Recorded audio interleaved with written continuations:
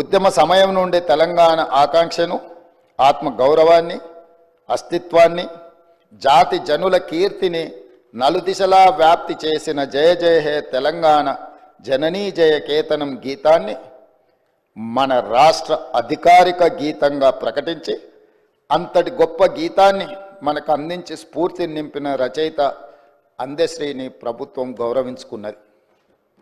తెలంగాణ సాంస్కృతిక పునరుజ్జీవనంలో భాగంగా ఈ నిర్ణయాలు తీసుకున్నాం.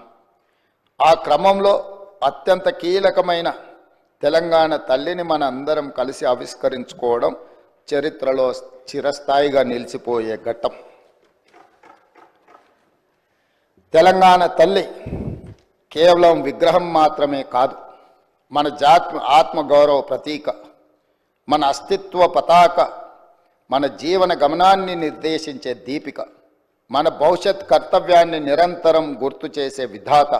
అందుకే ఇకపై ప్రతి ఏటా డిసెంబర్ 9 నాడు తెలంగాణ తల్లి అవతరణ ఉత్సవం అధికారికంగా నిర్వహించాలని ప్రజాప్రభుత్వం నిర్ణయం తీసుకున్నది.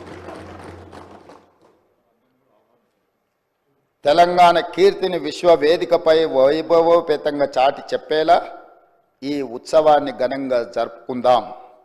ఈ చారిత్రాత్మక నిర్ణయానికి మీరంతా గుండె లోతుల నుండి ఆమోదం తెలుపుతూ పెద్ద ఎత్తున కరతాళ ధ్వనులతో హర్షాన్ని, ఆమోదాన్ని తెలపాలని కోరుతున్నాను సభ్యులందరూ.